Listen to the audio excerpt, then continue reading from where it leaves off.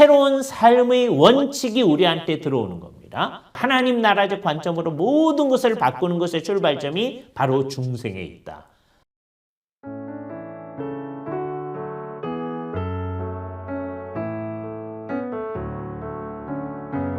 안녕하세요. 합신대학원대학교의 이승 교수입니다. 기독교 세계관 네 번째 시간을 하도록 하겠습니다.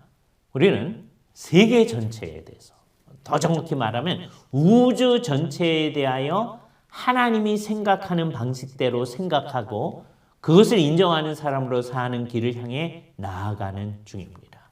기독교 세계관의 출발점 이야기를 오늘 하도록 하겠습니다. 이 모든 일의 출발점은 뭐라고 말할 수 있을까요? 한마디로 중생이라고 말할 수 있습니다. 중생은 다시 난다라는 말이에요. 그죠? 이 중생 얘기를 할 때 우리는 언제든지 기억해야 할 성경 본문이 하나 있는데요. 그게 어디냐? 요한복음 3장에 나타나는 니고데모하고 예수님의 대화입니다.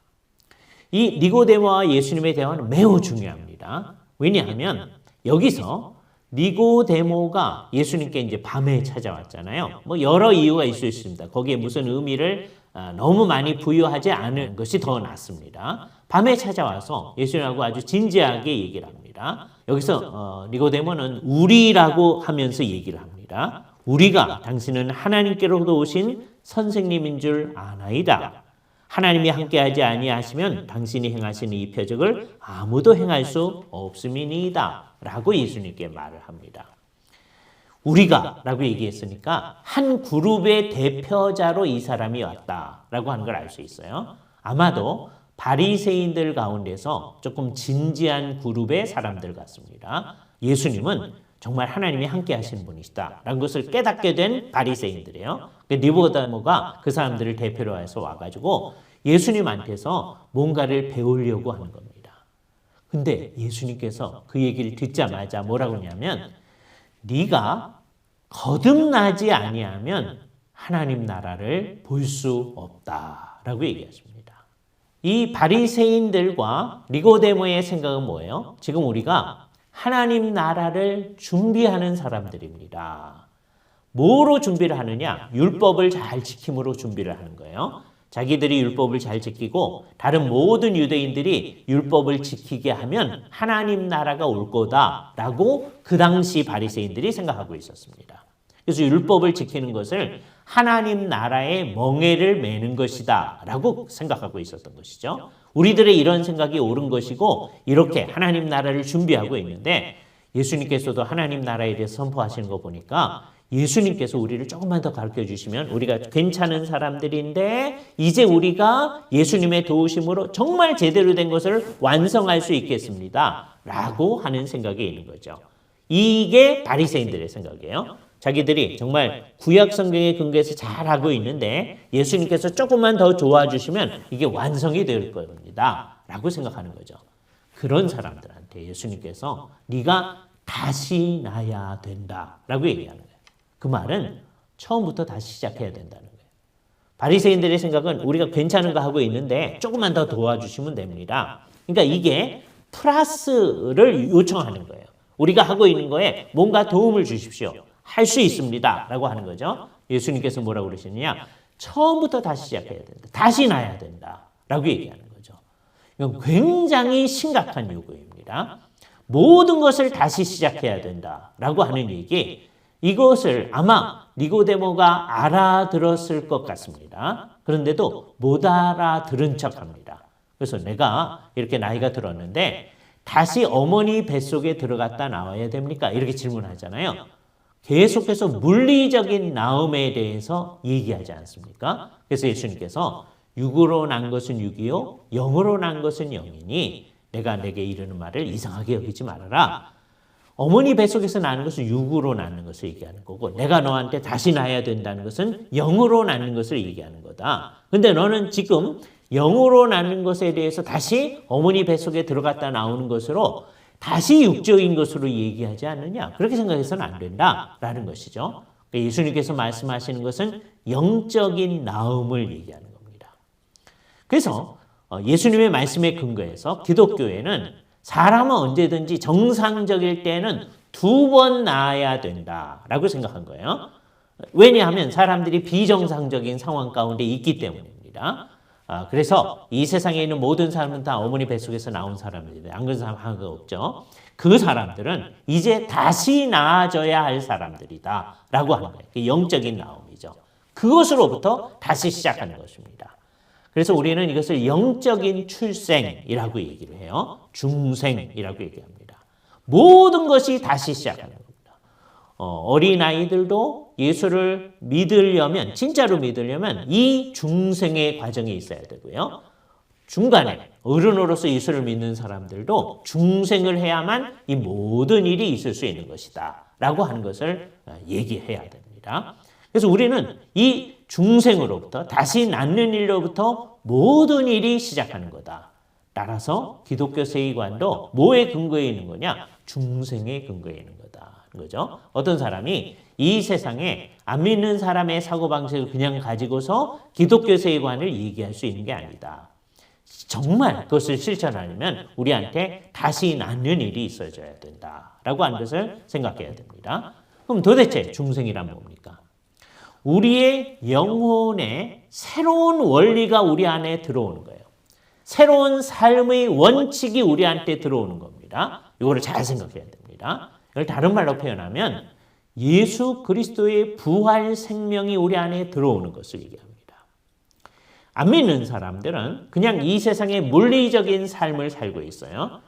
그래서 그것을 우리가 비오스라고 합니다. 비오스. 거기서 바이올로지, 생물학이라는 말이 나왔어요. 이게 물리적인 생명입니다. 우리도 비오스, 물리적 생명을 가지고 있죠. 근데 누군가가 와서 우리를 찔러 죽인다면 우리의 비오스는 죽게 됩니다. 생명이 없게 되어지죠. 그래도 예수를 믿는 사람들은 살아있다. 이렇게 말할 수 있어요. 어떻게 살아있느냐? 우리는 하나님과의 관계를 예수를 믿는 때에 사실은 그 중생이 더 먼저 있게 돼요. 중생의 근거에서 우리가 예수를 믿게 되는 거니까. 그래서 중생함으로써 우리의 모든 것이 시작되어진 것이죠. 그래서 그런 생명을 신약 성경에서 특히 요한복음에서 조에라고 얘기합니다. 우리말 성경에 생명 또는 영생이라고 번역된 거예요. 그러니까 우리는 영생을 가지고 있어요. 언제? 중생하는 그 순간서부터. 이 영생이라는 말은 요한복음이 다른 복음서에서 하나님 나라에 대해서 얘기하는 것 대신에 쓰는 말인데 요 중생 얘기를 할 때는 요한복음에서도 하나님 나라 얘기를 합니다. 물과 성령으로 거듭나지 아니하면 하나님 나라에 들어갈 수 없다라고 얘기하잖아요. 그걸 뒤집으면 물과 성령으로 거듭나면 우리는 하나님 나라 안에 있는 것이다 라고 얘기할 수 있는 거죠. 그러니까 중생은 모든 것을 바꾸는 겁니다. 이제 우리의 모든 것을 하나님 나라적 관점으로 바꾸는 거예요. 기독교 세계관 얘기를 하면서 맨 마지막에 얘기해야 될 것이 하나님 나라라고 하는 것인데 그 하나님 나라적 관점으로 모든 것을 바꾸는 것의 출발점이 바로 중생에 있다.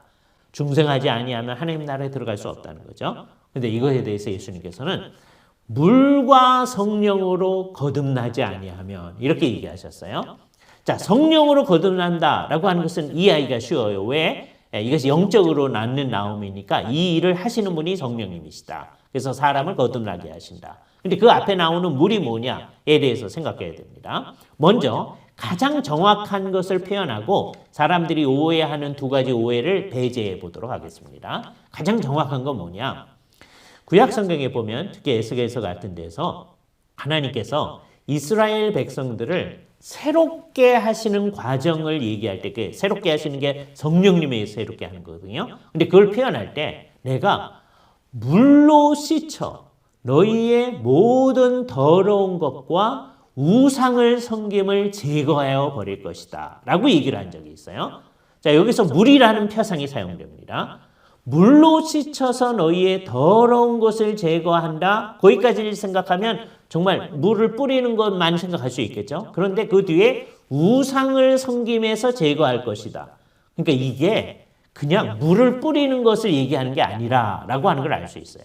암만 물을 뿌린다고 해서 우상을 섬김이 제거되어집니까? 어떻게 되어져야 우상을 섬긴 것에 대한 모든 결과가 제거되겠어요? 성령님께서 사람들을 새롭게 하셔야만 그렇게 하는 것이죠. 여기에 중요한 말이 있습니다. 구약 성경에서도 물이라는 것이 성령님이 하시는 사역을 표상적으로 표현할 때 쓰는 표현 중에 하나다라고 하는 걸 알 수 있어요. 성경에서는 성령님이 하시는 사역에 대해서 표상적으로 불이라는 표상도 사용하고요. 나중에 성령님이 불과 같은 형태로 임재하여 오신 게 오순절에 나타났잖아요. 성령님이 불이라는 게 아닙니다. 불과 같은 형태로 나타난다고 했던 것을 표현했던 것이죠. 이런 것을 표상적 표현이라고 합니다. 또 물을 사용하셔서 성령님이 하시는 일을 얘기할 수 있는 거예요. 그래서 물과 성령이라는 말은 사실은 성령님이 하시는 건데 두 단어를 사용해서 더 풍성하게 표현하려고 하는 표현법입니다. 이런 것을 헨디아디스라고 그래요. 헨이란 말은 하나라는 말이고 디아라는 두 가지 말을 사용해서 사실은 한 가지 의미를 전하는 거다. 헨디아디스라는 수사법입니다. 그러니까 물과 성령이 결국은 성령으로 거듭나는 거다라고 하는 것을 우리는 기억해야 돼요. 그런데 그럼 도대체 성령님께 하시는 것이 뭐냐? 우리의 모든 것을 다 새롭게 하는 거예요. 마치 물을 뿌려가지고 우리의 육체적인 것들이 깨끗해지듯이 매일 샤워를 하고 목욕을 했을 때 우리가 깨끗해지잖아요. 그렇듯이 우리의 전체를 새롭게 하시는 과정을 물과 성령으로 새롭게 하신다라고 얘기하는 거죠. 이거는 일생일 때 딱 한 번만 일어나는 것입니다. 거듭나는 일은 평생에 한 번 일어나는 거예요. 그 전까지는 우리가 어떻게 살아가는 거냐? 다 하나님에 대해서 관심이 없거나 적극적인 경우에는 하나님에서 저항하며 살아가는 삶이었습니다. 근데 이제 중생을 하게 되면 비록 맨 처음에는 잘 모르지만 하나님을 위해서 살아가는 삶으로 변화되는 거예요. 하나님의 영광을 위해 살아나가는 삶으로 변화되는 거예요. 하나님의 나라를 위해 살아나가는 삶으로 변화되는 거예요. 이 변화의 그 시점에 해당하는 게 중생의 거듭나는 일이다 라고 하는 거예요. 영혼의 모든 것이 바뀌는 겁니다. 이때 이제 이것을 강조했더니 되게 책에서 그 부분을 읽은 분들이 오해하는 경우가 있어요. 영혼의 모든 것이 바뀐다 이렇게 돼 있으니 내가 예수를 믿은 다음에도 잘못 생각하는 거 있는데 잘못 행하는 거 있는데 그러니까 내가 아직 중생 안 한 거 아닌가요? 이렇게 오해하시는 분도 있습니다. 그거 아니에요. 영혼의 모든 게 바뀌었는데 원칙적으로 바뀐 거죠. 그래서 우리가 그 원칙에 부합하지 아니하게 어떻게 행하는 것들이 가끔가다 있을 수가 있습니다. 중생한 사람들로 잘못 행하는 게 있을 수 있음을 우리는 잘 생각을 해봐야 돼요. 그것을 바라보면서 우리들은 기본적으로 원칙적으로 이제 하나님을 향해 살아나가는 삶의 방식, 하나님의 나라를 위한 삶의 방식, 하나님의 영광을 위한 삶의 방식으로 변했다. 그 출발점이 뭐다? 중생이다 라고 하는 것을 생각해야 됩니다. 중생에서 기독교 세계관이 시작되어지는 거예요. 우리의 영혼의 모든 기능이 바뀌어진 거예요. 이 중생한 사람들은 이제 계속 이제 어떻게 될 거냐? 점점점 이 중생한 사람다우게 모든 것이 구체적으로 바뀌어 나갈 겁니다. 그래서 궁극적으로 일어날 일이 성화죠. 생각하는 기능이 점점점 바뀌어질 거예요. 다음에 우리의 감정도 바뀌어질 겁니다. 그리고 우리 의지도 바뀌어지는 거예요. 이게 점점점 일어나는데 그 일의 출발점이 중생이다라고 하는 거예요. 중생하지 않은 사람은 하나님 나라에 있지 아니하다라고 하는 걸 아주 분명히 하면서 우리는 원칙적으로 우리의 생각하는 기능, 우리의 감정, 우리의 의지가 하나님께 속한 사람으로 바뀌었다 하는 것을 받아들이는 것으로 시작해야 됩니다. 니고데모 같은 사람이 이걸 받아들이기가 제일 어려운 거예요. 왜? 여태까지 나쁜 일 하지 아니하고요. 자기 나름대로 좋은 일만 하며 특별히 구약에 나타난 율법을 잘 준수하며 살아왔던 거거든요. 이 사람 바뀌기 어렵습니다. 근데 주께서 바꿔주신 거죠. 그와 같이 바뀌기 어려웠던 사람이 사울이라는 사람. 사울이요. 율법에 근거해서 자기 나름대로 생각할 때는 율법의 의로는 흠이 없는 사람으로 살아왔던 사람이에요. 그런데 이걸 바꿔야 돼. 다메섹 도상에서 예수님을 만난 다음에는 내가 행하는 이것으로 하나님께 영광을 돌리거나 구원을 얻거나 할 수 없다는 것을 철저하게 깨닫게 된 것이죠. 그래서 그것에 근거해서 예수님의 십자가가 과연 어떤 의미를 지니는지를 알게 되어진 겁니다. 자, 이것을 대표적인 예로 하나 제시해 보겠어요. 중생을 하고 나면 바울 같은 경우에 그 전에도 예수님의 십자가는 하나님의 저주가 쏟아진 부분이다 라고 생각한 거예요. 왜요? 신명기에 보면 나무에 달린 자마다 저주받은 자이다 라고 생각하고 있거든요. 율법을 믿는 사람이니까 예수님이 저주를 받아 죽었다 이렇게 생각하는 거죠. 그런데 다메섹 도상에서 예수님을 만난 다음에 그 다음에 어떻게 생각하느냐? 예수님이 저주를 받아 죽은 거는 그전하고 똑같다고 생각하는 거예요. 그런데 이제는 그 저주가 누가 받아야 할 저주였다고 하는 걸 아느냐 하면 자기가 받아야 할 저주였다는 것을 아는 거죠. 우리가 받아야 할 저주였다는 걸 아는 사람들이 중생한 사람들입니다. 예수님이 저주받아 죽었다는 것은 다메섹 도상에서 예수님을 만나기 전이나 후나 똑같아요. 그러나 그 전에는 예수님이 잘못했으니까 스스로의 잘못 때문에 저주를 받았겠지 이렇게 생각하던 사울이 그게 아니다. 내가 마땅히 받아야 할 저주를 예수님이 받아주셨다. 이 모든 일은 이 세상에 그 누구도 스스로 구원받을 수 있는 사람은 아무도 없다라고 하는 것을 깨달은 사람다우게 생각이 바뀌어지는 거죠. 사도 바울이 이렇게 생각이 바뀌어질 수 있게끔 그에게 중생이라는 게 있었던 겁니다. 그에게는 다메섹 도산 사건이 중생의 사건이 되는 거죠. 그러나 어려서부터 성경을 한 디모데 같은 사람은 언제가 중생한 때일까요? 아무도 모르는 겁니다. 어떤 사람은 사도 바울처럼 중생의 때를 알 수 있는 때도 있어요. 그러나 대충 짐작하는 것도 정확하다고 말할 수는 없습니다. 그러나 대부분의 사람에게서는 중생이 언제 어떤 식으로 이루어지는지 알 수가 없습니다. 예수님께서 물과 성령으로 거듭난 얘기를 하면서 이렇게 중생하는 사람은 바람이 임의로 불매 어디로부터 불며 어디로 가는지 알지 못하거니와 하나님으로부터 난 사람도 다 이와 같으니라 라고 얘기했던 것들을 우리는 여기에 적용해 볼 수 있습니다. 우리는 중생한 사람이 중생한 사람다운 삶의 결과를 나타낸다 하는 걸 볼 수 있어요. 중생의 결과는 볼 수 있습니다. 그러나 내가 몇 년, 몇 월, 며칠에 중생했다. 그건 알 수 없는 거예요.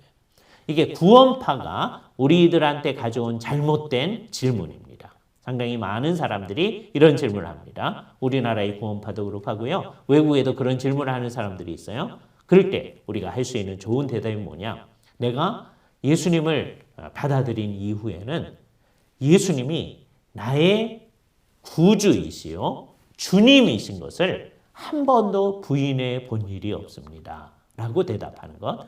비록 내가 몇 년, 몇 월, 며칠의 중생인지를 알지 못하지만 이 사람이 예수님이 나의 구주이시요 예수님이 나의 주님이시라는 것을 부인하지 않고 정말 살아간다면 이 사람은 중생한 사람이 분명한 것이죠. 그래서 여기서 우리는 알 수 있습니다. 우리는 중생의 결과는 알 수 있어요. 마치 바람이 불 때 잎이 흔들리는 걸 보면 국기가 퍼덕이는 걸 보면 바람이 부는구나 라고 하는 걸 알 수 있는 거와 마찬가지죠. 중생의 결과는 알게 되어집니다. 그러나 언제 중생하는지 그건 알 수가 없는 경우가 대부분이다 라고 하는 것을 생각해야 되죠. 그러나 우리가 이 모든 일의 출발점이 중생이었다고 하는 것을 생각하면서 우리가 예수 그리스도로 말미암아 중생한 사람들이다 라고 하는 것을 참으로 믿는 사람들답게 우리의 영혼의 모든 정향들을 점검하는 일은 해야 할 것입니다. 중생한 사람들은 아까도 얘기했지만 점점점 변해나갑니다. 그래서 우리의 생각하는 기능이 내가 그냥 이 세상에서 옳다고 생각하는 것으로부터 하나님이 옳다고 생각하는 것으로 자꾸 변해나가는 거예요. 이거는 성경 공부를 자꾸 해나가서 우리의 생각이 변화되는 거로 측정을 할 수가 있습니다. 그건 아주 쉬워요. 어떤 의미에서. 사람들이 잘 안 하려고 하기 때문에 어렵긴 하지만 그러나 이 사람이 과연 성경적으로 변해나가고 있는가 하는 걸 찾기는 쉽습니다. 근데 제일 어려운 부분이 뭐냐? 우리의 감정이 중생한 사람다운 감정을 가지는가 하는 게 가장 어려운 부분입니다. 그리고 가장 중요한 부분입니다. 세월이 지나면서 성령님과의 깊이 있는 관계 가운데서 우리의 감정조차도 자꾸 바뀌어져 가야 되는 거예요. 안 믿는 사람들이 안 믿는 사람으로서 남들을 불쌍히 여기는 감정을 가질 수 있거든요. 안 믿는 사람도 사랑할 수 있거든요. 근데 그 사람이 그 감정을 확대해가지고 이제 예수를 믿는 거다. 그게 아니라 완전히 바뀌어져야 된다. 사랑할 때, 믿는 사람이 사랑할 때의 그 감정하고요. 안 믿는 사람이 사랑할 때의 감정이 다른 거여야 됩니다. 이걸 찾아내기가 굉장히 어렵죠. 아까 지성적인 변화는 구분하기가 쉬워요. 하나님을 정말 모든 것의 주인이라고 생각하고 진리도 하나님의 생각을 따라가는 거라고 생각하느냐 아니냐 이거는 쉽게 판별할 수가 있거든요. 근데 우리의 감정이 안 믿는 사람의 감정 가운데 그냥 좋은 생각도 있거든요. 남을 좀 도와줘야 되겠다. 남을 위해서 나를 희생해야 되겠다. 그거 안 믿는 사람도 할 수 있는 겁니다. 자, 그런데 그게 하나님과 관련되어 있지 않을 때 그거는 잘하는 거지만 남을 위해 희생하는 거니까 잘하는 거잖아요. 그러나 그것도 악이다라고 생각해야 돼요. 어거스틴이 그래서 그런 것들을 빛나는 악이라고 얘기했습니다. 빛나는 악. 남을 위해 희생하고 하는 거니까 좋은 건데 그런데 사실은 하나님과 관련이 없을 때 그건 악이다라고 하는 거예요. 믿음으로 행하지 아니한 모든 것들은 다 죄라고 성경은 얘기합니다. 안 믿는 사람이 또 믿는 사람이 하나님과 관련 없이 어떤 선한 일을 할 때 그런 것을 우리는 시민적인 선이라고 얘기하는데 그런 것은 하나님 앞에서 악이다라고 얘기해야 돼요. 그래서 우리가 모든 것들이 하나님과 관련해서 변화된 사람다운 그 감정에서 나오는 활동이 되게끔 해야 할 것입니다. 이게 가장 어려운 점이에요. 마음을 잘 살펴야 됩니다. 그리고 주님 앞에 늘 우리의 마음을 그런 마음이 되게 해달라고 해야 되는 거죠. 종국적으로는 이제 우리의 의지가 하나님이 원하시는 방향으로 쭉 나아갈 수 있게끔 주님이 원하는 것을 결단하고 그 방향으로 나아갈 수 있게끔 하는 결과가 나타나야 되는데 그 모든 일의 출발점이 우리의 중생이다라고 하는 것을 생각해야 돼요. 그죠?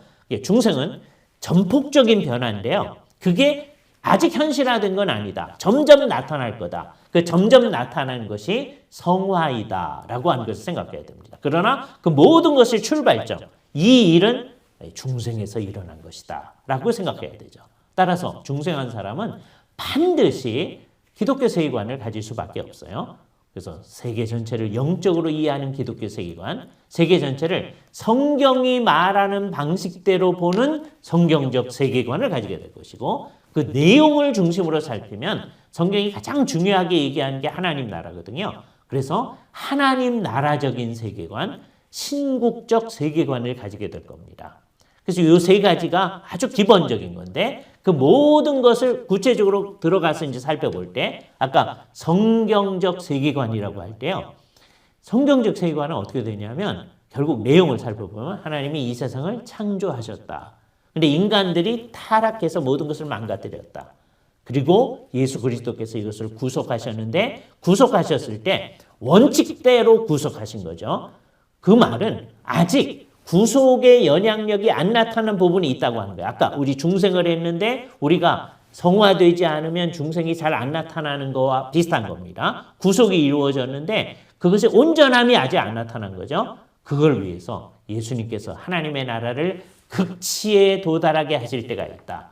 요 네 가지의 관점을 다 생각하는 거예요. 삶의 모든 문제를 창조, 타락, 구속, 극치 의 빛에서 살펴보는 일, 이것이 중생한 사람들이 살펴보는 기독교 세계관이 될 겁니다.